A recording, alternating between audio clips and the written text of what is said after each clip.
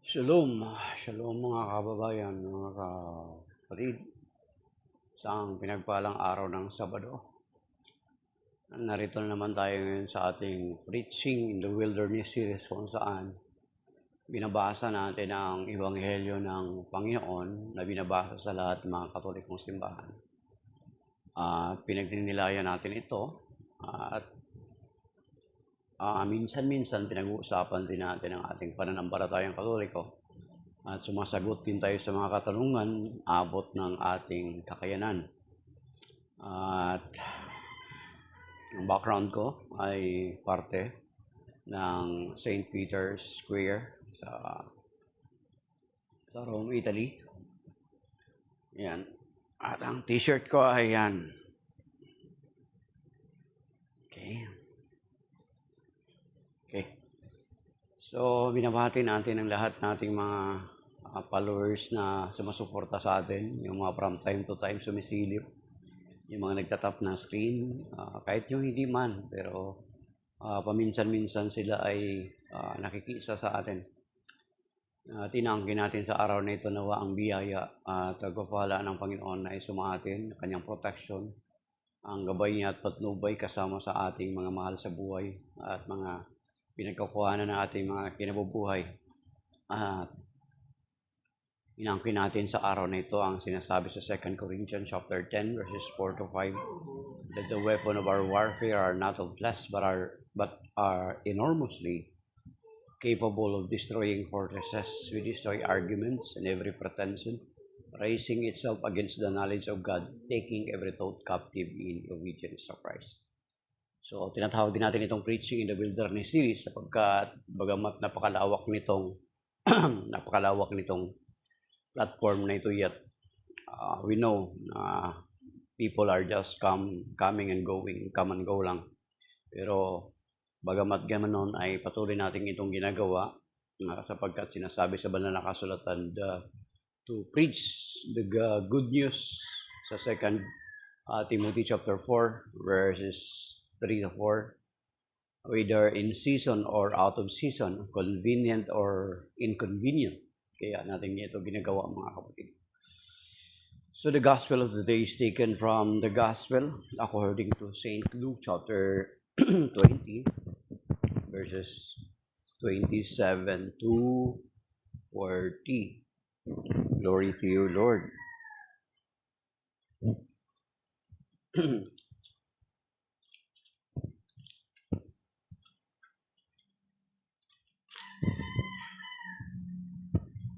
Some Sadducees, those who deny that there is a resurrection, came forward and put this question to him, saying, Teacher, Moses wrote for us, if someone's brother dies leaving a wife, but no child, his brother must take the wife and raise up descendants for his brother. Now there were 7 brothers. The first married a woman but died childless. Then the second, then the third married her, and likewise all the 7 died childless. Finally, the woman also died. Now at the resurrection, whose wife that woman be? For all 7 had been married to her. Jesus said to them, the children of this age marry and remarry, but those who are deemed worthy to attain to the coming age and to the resurrection of the dead neither marry nor are given in marriage. They can no longer die, for they are like angels, and they are the children of God, because they are the ones who will rise. That the dead will rise, even Moses made known in the passage about the bush, when he called Lord, the God of Abraham, the God of Isaac, and the God of Jacob. And he is not God of the dead, but of the living. For to him all are alive. Some of the scribes said in reply, Teacher, you have answered well. And they no longer dared to ask him anything. The Gospel of the Lord. Praise to you, Lord Jesus Christ. Ayan. Okay. Come. So, itong mga sekta ng mga Saduceo, sekta ng sa mga Hudyo, isa sa mga sekta, itong mga Saduceo na itong mga kapatid, na hindi sila naniniwala sa muling pagkabuhay. Kaya nagtanong sila sa Panginoon, gamit ang isang parte ng kanilang kasaysayan, kung saan ang mga Hudyo ay, kung makikita natin, na kapag ang panganay na anak ay nakapag-asawa at namatay, siya yung sasalo doon sa asawa ng kanyang kapatid, pero yung magiging anak ng kapatid na ikalawa na nag-asawa doon sa nabalo ng kanyang kuya ay hindi para sa kanyang pangalan, kundi para doon sa kuya. So, ito yung kinote nila na instance na situation, and so on and so forth, at itong 7 magkakapatid ay namatay. So, walang anak. Ngayon, ang gusto nilang itrap sa Panginoon, paano yan? Sa muling pagkabuhay, sino yung magiging asawa? So, sinansala sila ng Panginoon na maling-mali kayo, na sa muling pagkabuhay, ang tao ay hindi na mag-aasawa, magiging parang katulad na sila ng anghel. Of course, linawin natin, ang nakalagay doon, magiging katulad sila ng mga anghel. Pero hindi sinasabi maging anghel sila, mga kapatid. So, malinaw yon. Magiging katulad sila ng mga anghel. Ibig sabihin, we will become immortal. Wala ng kamatayan. So, hindi tayo magiging anghel, bagkus magiging katulad ng mga anghel. Ayan. So, malinaw yan, kapatid. So, walang tao po na magiging anghel. Hindi katulad nung claim nung iba na ang kanilang leader ay anghel kuno. Pero hindi. Ang sabi dito na magiging katulad ng anghel. So, meron namang isang relihiyon na even after this, after nila dito sa daigdig na ito, na pagdating nila sa langit, meron silang 72 virgins. Merong ganong relihiyon, mga kapatid. Pero malinaw na ang ating Panginoon Kristo nagtuturo na pagdating sa langit, we will become like angels. But we will not become angels. We will become light. Para hindi tayo magiging anghel, magiging katulad na parang mga anghel. So ang kanilang paniniwala, meron silang 72 virgins. So sa atin, wala nang ganun, mga kapatid. Because alam naman natin na ang purpose ng pag-aasawa is pagkakaroon ng supling. Diba? At dapat ang mga supling na ito, ayon sa banal na kasulatan sa Malakias chapter 2, verses sa Malakias chapter 2, na dapat itong mga supling na ito ay magiging mga anak ng Diyos. They will become children of God. Okay, sabi nito. Stop. Mga Malakay chapter 2 verses. Stop. Sayin natin, mga kapatid. So yun yung isa sa mga reason ng pag-aasawa. Okay.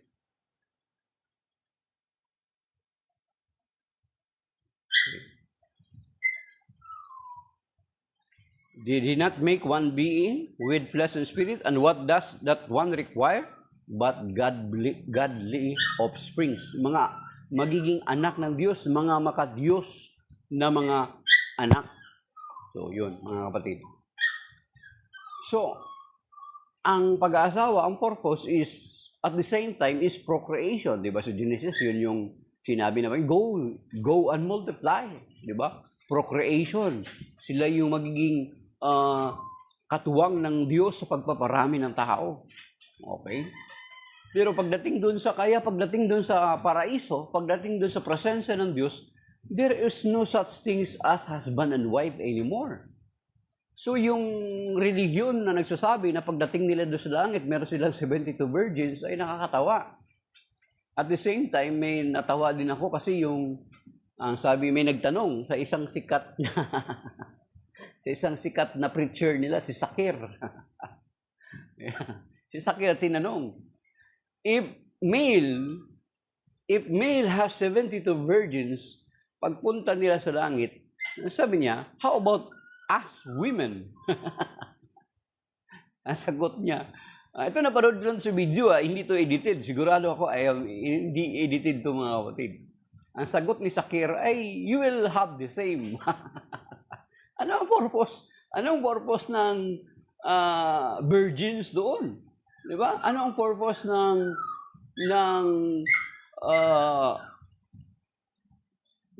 pagkakaroon ng ganun? Kasi ang pagpaparami ng tao, dito yun. Doon, hindi na tayo katulad ng ganun na meron ka pang pagnanasa ng kalaswaan. Walang ganun, mga kapatid. Kasi pagdating doon, sabi nga ng Panginoon dito sa Luke chapter 20, magiging katulad tayo ng mga anghel. Ulitin natin, magiging katulad tayo na para mga anghel, pero hindi sinasabi na magiging anghel tayo. Yan. So, ibig sabihin, ang linaw na lang sinasabi ng Panginoon. Wala nang ano doon, wala nang lust of the flesh. Kasi pita ng laman yan yung pagnanasa mo sa opposite sex. Pagdating doon, wala ka nang ganun. Kasi, ano yun? Wala ka nang physical body. We will become a spiritual being. Wala na tayong physical body. Oh. Di ba? Wala na tayong mga pagnanasa ng makalamang pagnanasa. Kasi wala ka nang laman makalamang pagnanasa. Kasi spiritual being na tayo. So, pagdating doon, ewan ko sa kanila, naniniwala. Verin mo yun, mga kapatid. Okay. Balikan natin yung Luke chapter 20. At the same time, mga kapatid, itong sinasabi na resurrection, pinapatunayan lamang ng Panginoong Kristo na there is resurrection, mga kapatid. May muling pagkabuhay. Pinapatunayan ng Panginoong Kristo yan. At sa muling pagkabuhay na yan, ay makikita naman natin yan na sinasabi yan ng Panginoon, di ba? John 11:25. Okay? Tama ba ako, mga kapatid? Yung nag-memorize ng Bible dyan, John 11:25. Ano sabi dito?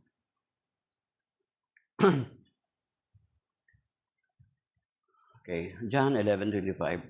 Jesus told her, I am the resurrection and the life. Whoever believes in me, even if he dies, he will live. So, pinapatunayan lamang ng Panginoon Kristo na merong muling pagkabuhay, mga kapatid. There is a resurrection. As a matter of fact, kung titingnan natin, if we will read in 1 Corinthians chapter 15, that is 58 verses in 1 Corinthians chapter 15. Makikita natin dyan na isinaysay ni San Pablo na there is a resurrection. And if Jesus did not resurrected, sabi niya wala daw kabuluhan yung ating pananampalataya. Di ba? Kung ang Panginoong Kristo ay hindi muling nabuhay, sabi niya, kung babasahin natin, sinabi ni St. Paul, gagawin na natin yung sinasabi ng mga pagano, ng mga taong walang Diyos. Let us drink and be merry, for tomorrow we will die. Di ba? Bakit pa tayo magpakapagod, magpakabuti, magpakabanal, magsimba tuwing linggo, magigising ka ng madaling araw, magsisimba ka, di ba? Gumagawa ka ng kabutihan, manalangin ka. Di ba? Bakit pa natin gawin yun kung hindi naman talaga totoong muling nabuhay ang Panginoong Jesucristo? Useless lahat yung ginagawa natin, mga kapatid. Pero itong sinasabi sa 1 Corinthians chapter 15, kung babasahin natin itong buong chapter 15 ito, very strong yung word ni St. Paul dito. Sabi niya, kung yung pinagtitibay niya na there is a resurrection, katulad ng sinabi natin kanina, si mismo ang Panginoon Kristo na sabi na He is the resurrection and the life. Siya ay ang buhay at muling pagkabuhay. Ang nananalig sa Kanya kahit mamatay ay muling mabubuhay. At kaya nga dito, kung pagkatapos nitong sinabi ni Saint Paul, dito sa 1 Corinthians chapter 15, after his lengthy explanation about the resurrection, kinunclude ni Saint Paul itong sinabi niya rito sa 1 Corinthians chapter 15 ng verse 58. Ano nakalagay dito sa verse 58? Sa Tagalog sabi niya, kaya nga mga kapatid, magpakatatag kayo at magpakatinag, magpakasipag para sa gawain ng Panginoon. Yamang alam ninyo na di masasayang ang inyong pagpapagal para sa Kanya. So you see, he closed after his lengthy explanation about the resurrection, he closed his explanation with an encouragement. Sabi niya, kaya nga mga kapatid, magpakatatag kayo at magpakasipag para sa gawain ng Panginoon, yamang alam ninyo na di masasayang ang inyong pagpapagal para sa Kanya. Amen? So, kung hindi naman talaga magkakaroon ng muling pagkabuhay, then everything useless sa atin mga kapatid. Kung hindi muli nabuhay ang Panginoon Kristo, wala daw kabuluhan ng ating pananampalataya. Yan yung sinasabi sa 1 Corinthians chapter 15. And then, why we will continue to serve the Lord if hindi naman muling nabuhay ang Panginoon Kristo? Kung wala namang muling pagkabuhay, hindi useless lang lahat. Pero pinapatunayan ng muling pagkabuhay ng Panginoon Kristo that there is a resurrection of the life. At ito yung pinapaliwanag niya sa mga Saduceo na hindi naniniwala sa muling pagkabuhay. At kung titingnan din natin mga kapatid, dito sa 1 Thessalonians chapter 4, or kahit doon pa lang sa Old Testament, di ba? May pinakita doon eh. May ipinakita na roon na ang isang sitwasyon na kung saan si Ezekiel ay ipinakita sa kanya yung valley of dead. Sabi niya yung mga bungo, ang daming mga bungo. At yung mga bungo na yun nagkaroon ng mga laman at muling nabuhay. Doon pa lang sa Old Testament, ipinapakita na meron ng muling pagkabuhay mga kapatid. As a matter of fact, di ba yung babae na anak ng babaeng balo sa Nain, si Lazaro, after 4 days, binuhay ng Panginoong Kristo. Di ba? Kahit doon sa Old Testament, si Elisha, binuhay niya yung anak ng babaeng balo. Di ba mga kapatid? Yung isang patay nung nakahawak na daiti sa buto ni Elisha, muling nabuhay. Meron din, doon pa lang, ipinapakita na sa Old Testament pa lang mga kapatid. Much more sa New Testament ang nagpapatotoo na mismo ang Panginoong Kristo. Nasabi niya, I am the resurrection and the life. At yun nga, pinatunayan na kung babasahin natin yung kwento ni Lazaro, doon sa John chapter 11, makikita natin doon na narinig na balitaan niya na nagkasakit si Lazaro. Bakit hindi siya pumunta? Bakit hindi siya pumunta nung nagkasakit ba lang para pagalingin si Lazaro? Di ba? Hinintay na namatay si Lazaro bago pumunta ang Panginoon Kristo, 4 days na. Di ba? Si Marta nga, ayaw pa ni Marta kasi sabi niya, mabaho niyan Panginoon. 4 na po siyang araw na kalibing. Pero, pinakita ng Panginoon Kristo na nabuhay si Lazaro. Di ba? So, dito sa Ebanghelyo, pinapakita ng Panginoon Kristo sa mga Saduceo at sa mga katulad ng Saduceo that there is a resurrection. At kung tayo ng mga Kristiyano ay walang muling pagkabuhay, then why we continue to believe? Why we continue to be Christians? Di ba? Useless. Sayang, bagod. Di ba? Especially kami. O minsan may mga service kami na kailangan namin gumising ng madaling araw. Alam mo, gumising alas 4. Sarap pa naman tulog nun. Di ba? Kailangan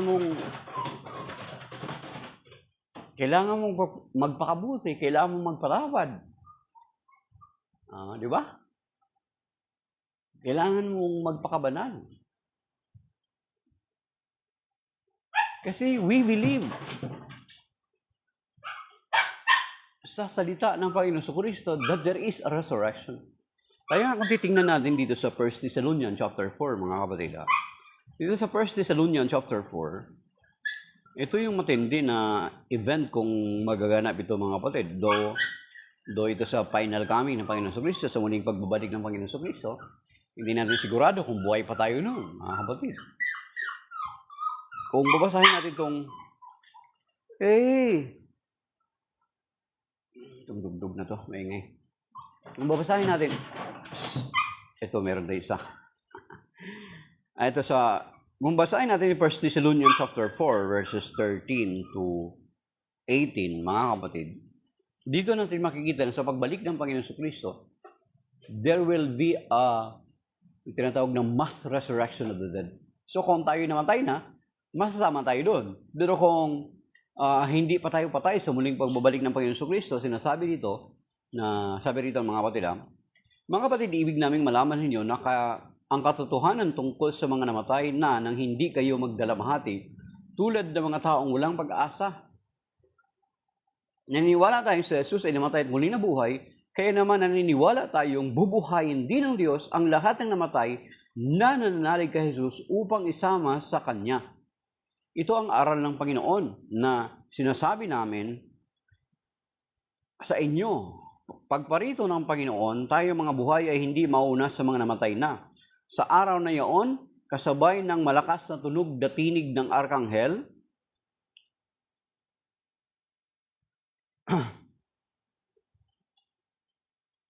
at ng tunog ng trompeta ng Diyos, bababa ang Panginoon mula sa langit. Bubuhayin muna ang mga namatay na nanalig kay Kristo. Pagkatapos tayo mga buhay, titipunin niya sa ulap at isasama sa mga binuhay upang salubungin sa papawirin ang Panginoon. Sa gayoy, makakapiling niya tayo magpakailanman. So you see, sabi niya dito sa verse 3, kaya nga mag-aliwan kayo sa pamagitan ng mga aral na ito. Kaya ngayon din yung sinabi ni St. Paul doon sa 1 Corinthians chapter 15, verse 58. Kaya nga mga kapatid, magpakatatag kayo at magpakasipag para sa gawain ng Panginoon. Yamang alam ninyo na di masasayang inyong pagpapagal para sa Kanya. So there is a resurrection na magaganap, mga kapatid, sa pagbabalik ng Panginoon sa Kristo. Okay?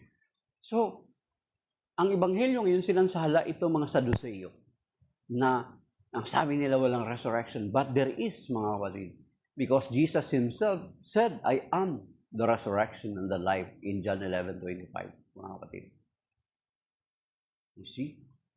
At dito rin sa Ebanghelyo ngayon, sa Luke chapter 20, pinapakita ng Panginoon na ang mga namatay sa daigdig na ito ay, they are not dead. They are alive in the presence of God. Kaya nga itong parte na ito, dito sa Luke chapter 20 nito, ang parte na ito ay isa rin to sa pagtutuwid na maaaring gamitin natin sa pagtutuwid ng mga kapatid nating mga separated brethren natin na ang mga bakit kinakailangan nyo pang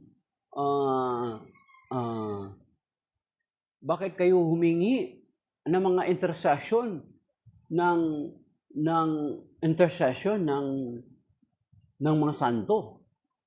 Patay na sila, sabing ganun. Pero sinasabi dito ng Panginoon sa Luke chapter 20 that they are not dead, they are alive. Di ba? Siguro, hindi ko alam itong mga separated brethren natin kung hindi nila nabasa ang Revelations, ang aklat ng pahayag. Di ba? Sa Revelation chapter 5, makikita natin doon that those who died and who are already in the presence of God, na mga nagiging santo na sila, naging banal na sila, makikita natin doon that they are interceding for us alive here in earth. So hindi sila, itong Luke chapter 20 at yung Matthew chapter 22, isang patunay na ang mga yumao nating mga mahal sa buhay, they are not really dead. They are alive in the presence of God, especially if they attain already the fullness of holiness. Nakapasok sila sa kaharian ng Diyos. They are alive, they are not dead. Sabi niya, bakit kayo humingi ng intercession sa mga santo, mga patay daw, mga santo. No, they are not. The Bible is telling us they are alive.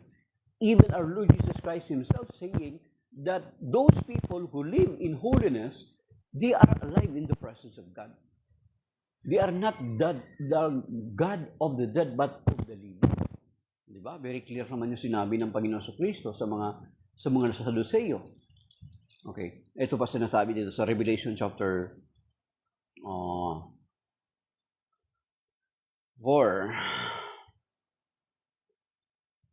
Chapter 5.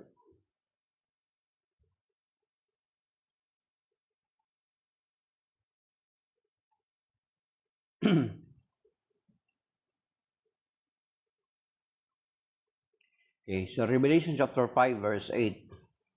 Sabi rito, nang ito'y kunin niya, nagpatira pa sa harapan ng korderong 4 na nilalang na buhay at ang 24 na matatanda. Okay?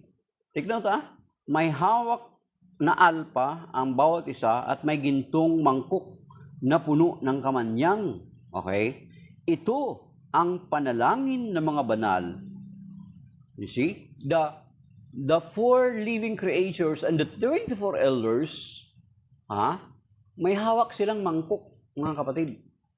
Ang mangkok na ito ay puno ng mga panalangin ng mga banal. Although the word banal here, the saints being mentioned here, are those believers still here on earth.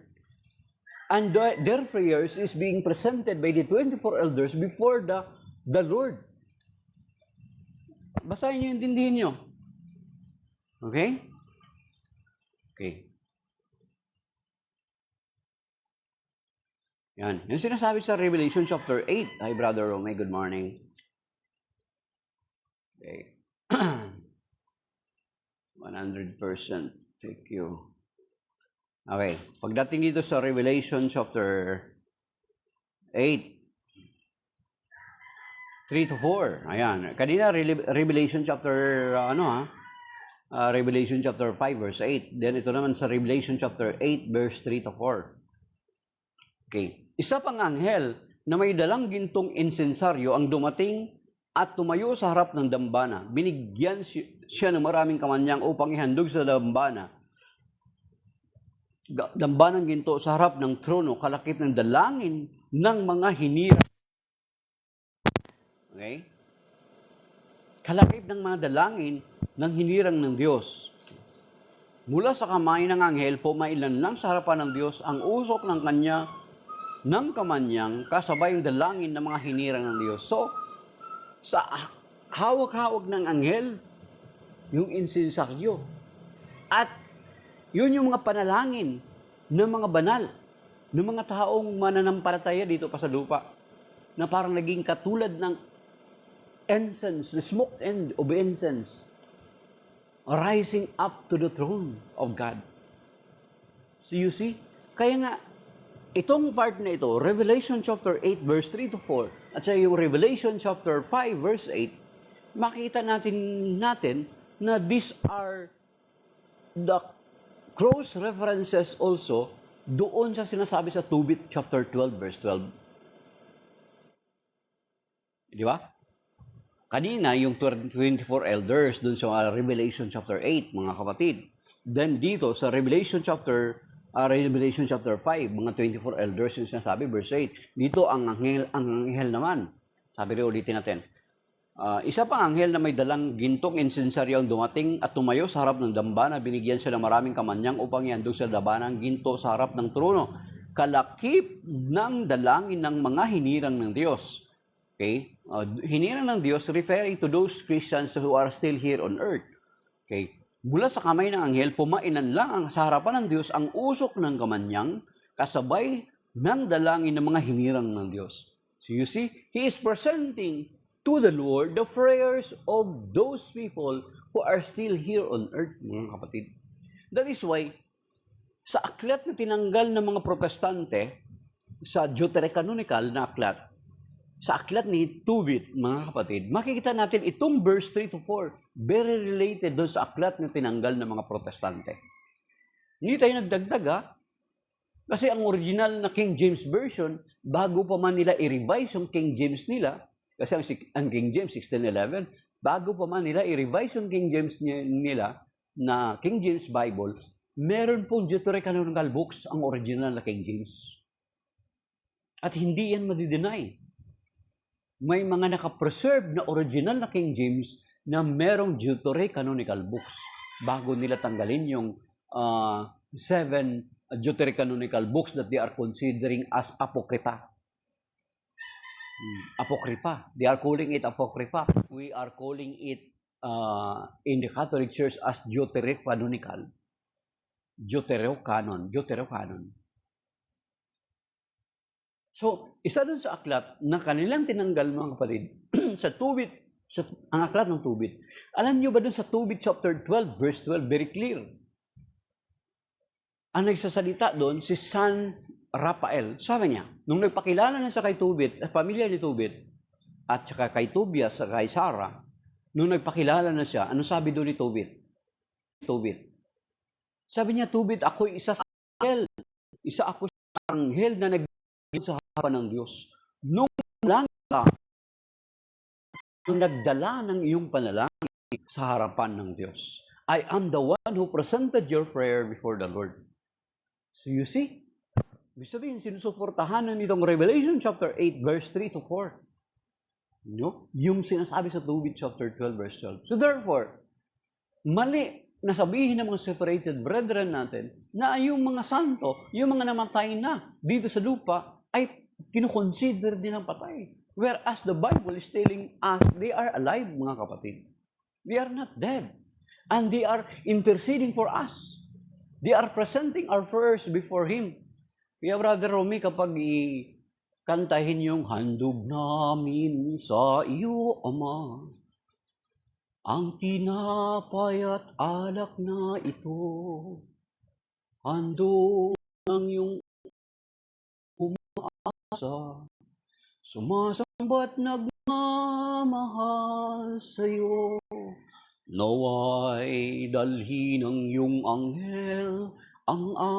Naiiyak ako doon because ito yung reference. Itong Revelation chapter 8 verse 3 to 4 at saka Revelation chapter 5 verse 8. The angels and the saints are presenting our prayers before the throne of the Lord. Kaya, kapag kantahin yun, very strong sa akin yun. Ang ganda, sarap sa pakiramdam. Kasi maintindihan mo na dito yung sinasabi sa banal na kasulatan. It was that song was based from here in Revelation. They are presenting our prayers before the Lord. At yun yung ginawa ni San Rafael. Sabi niya, nung nagpakilala na siya kay Tubit sa pamilya niya, Tubit, ako, I am. Ito, basahin natin para makita niyo. Ito yung aklat na tinanggal ng mga protestante.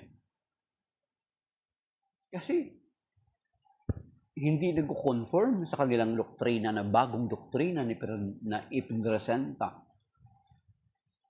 Okay. Ang sabi dito, ngayon ko sasabihin sa inyo, Tubit 12:12 at basahin mo yung Revelation 8:3 to 4. Very clear. At ito nga, sabi niya, ngayon ko sasabihin sa inyo na noong nanalangin ka, Tubit, at ang manugang mong si Sarah sa Panginoon, ako ang nagharap ng dalangin ninyo sa Diyos. Gayon din ang ginagawa ko tuwing may inililibing ka. So you see,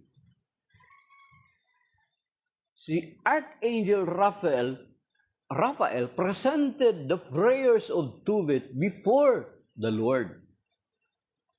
At yun yung sinasabi sa Pahayag chapter 3,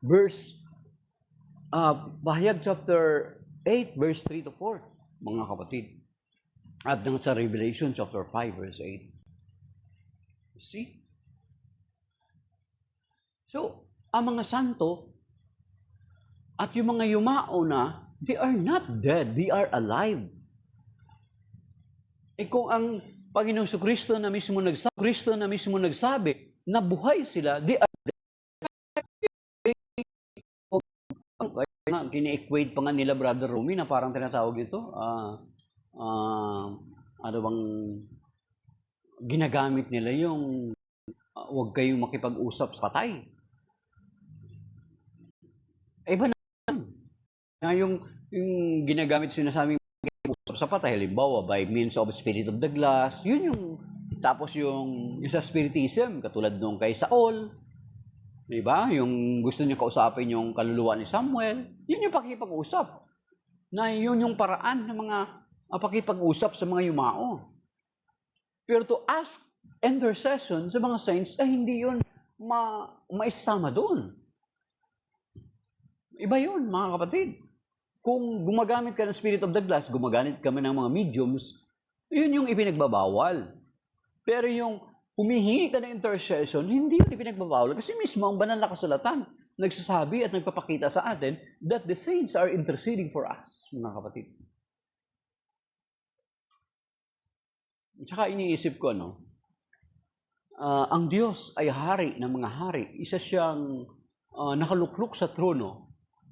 What is the use of the angels kung hindi niya gagamitin? Kung hindi niya i-utilize yung kanyang mga angels, siya lahat? Basahin niyo ang Book of Daniel. Di ba si Archangel Michael ang nandun doon? Kinukomisyon ng Diyos sa mga anghel. May mga task yung mga anghel.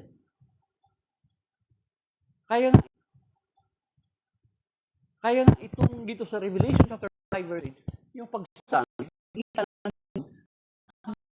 may ginagawa. May pakinabang sila, hindi sila tamad pagdating do sa langit. Kaya nga meron kaming pare si Father Denny. Siya dating architect yata yon. Bago siya naging pare. Sabi niya, ayokong maging santo. Kasi kung maging santo ka raw, dami pa rin gawin. Mag-intercede ka. Sabi niya, ayoko maging santo. Makita natin na sa Revelation chapter 5 verse 8 at sa Revelation chapter 3 verse 3 to 4, they are interceding for us. Hindi, may silbi sila doon sa kaharian ng langit. Sa kingdom. Sa kaharian ng Diyos. Ang Diyos na lukluk sa trono.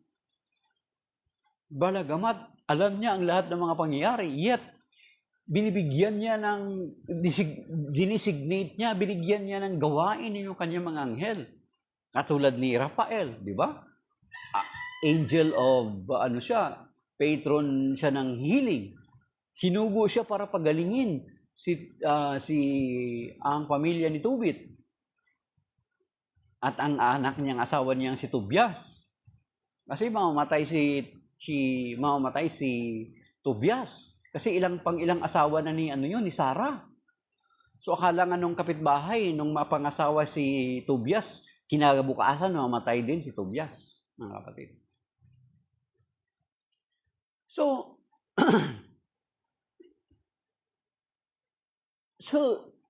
the saints and angels have works in the kingdom of God. They are working. They are not doing nothing. Di ba? Very clear naman sa Revelation chapter 5 verse 8 at sa Revelation chapter 3 verse 3 to 4. So therefore, the saints are alive. They are not dead. And they are interceding for us. That is why we in the Catholic Church asking intercession for the saints because they are doing so. They are interceding for us. They are presenting our prayers before the Lord. Diba? Kaya nga, nakalagay sa mangkok na parang insenso, na kapag sindihan ang insenso ay pumapailan lang yung usok sa trono ng Diyos. Okay? So that is why, mga kapatid, ang Ebanghelyo ngayon, ipinapakita sa atin that there is a resurrection of the dead. There is resurrection. There is life after this life in this world. Na kaya nga ang dapat pagsusumikapan natin ay hindi ang mga bagay dito sa libutan because we're just temporary here in this world, mga kapatid. Kaya dapat ang pinaka-primary na motivation natin is to reach yung kaharian ng Diyos. Temporary, we're just temporary here on earth. Whether we like it or not. Di ba? Meron naman, may mga matatanda na nga, nananalangin pa, bigyan pa sana ako ni Lord ng mahabang buhay, malaki, di ba? Ay, sa amin, ah, kung sa tingin mo, Lord, na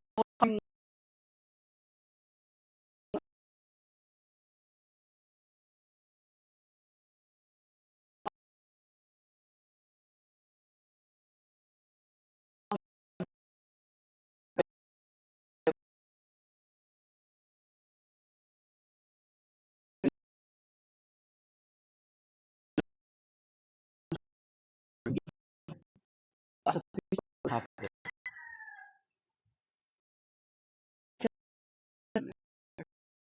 longing for the eternal dwelling in the presence of the Lord. And yung kaharian ng Diyos sa ating muling pagkabuhay sa pagharap natin sa Panginoon. Even King David, di ba? Lagi naman natin yung sinasabi. Si King David sa 1 Chronicle chapter 29, verse 15, sabi ni King David yun. Sabi niya, katulad ng aming mga ninuno, kami mga pansamantala at manlalakbay lamang sa daigdig nito. Ang aming pananatili sa daigdig na ito ay pansamantala lamang. At then sinabi rin ni St. Paul sa Philippians chapter 3, verse 20, ang langit ang tunay nating tahanan at mula rooy hinihintay natin ng may pananabik. Ang ating Panginoon Kristo, ang ating tagapagligtas. Di ba? Kaya nga, Brother Romy, di ba, kung ano mo yan, yung sa Mass, di ba, after nang i-recite yung Our Father, then, may part doon sasabihin bago natin kantahin yung For Thine is the Kingdom, may part doon na sinasabi ng pare, as we await in joyful hope for the coming of our Lord and Savior, Jesus Christ. Na binasa sa Titus chapter 3, verse 14. Yan. Doon yan. As we await in joyful hope. Wow. Sabi dito sa Titus. Natin na. Kalagay dito. Ito yung binabasa, Brother Romy, doon sa after ng kinanta yung Ama Namin. So, pagkatapos kantayin yung Ama Namin, then may recite yung pare, then bago natin kantayin yung sapagkat sa'yo nagmumula ang kaharian. Okay, sabi dito, Titus chapter 2, verse 13. Ito yung sinasabi. And iwan ko lang kung napansin mo yun, Brother Romy, di ba? Ito sabi ko, samantalang hinihintay natin ang ating inaasam, ang dakilang araw ng paghahayag sa ating dakilang Diyos at tagapagligtas na si Jesucristo sa gitna ng kanyang paningningan. Ang dakilang Diyos at tagapagligtas natin si Jesucristo sa kanyang dakilang paningningan. Then, kakantayin, for thine is the kingdom and the power and glory forever.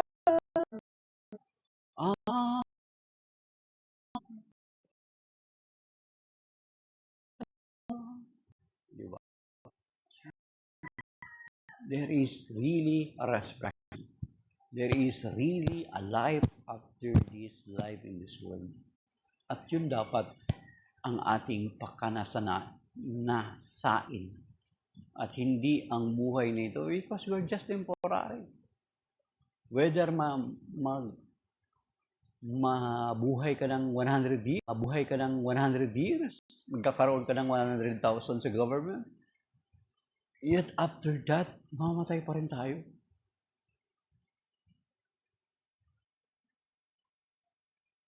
We like it only. And after that, yun yung dapat nating pakanasain. The life after the life here in this world.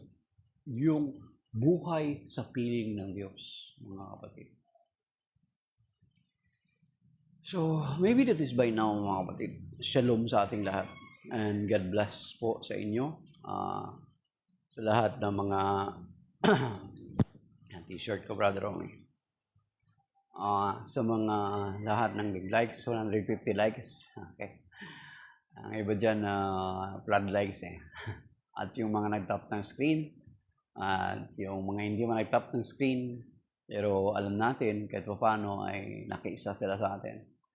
Nawa ang Panginoon ang magpala at mag-ingat sa atin sa araw na ito.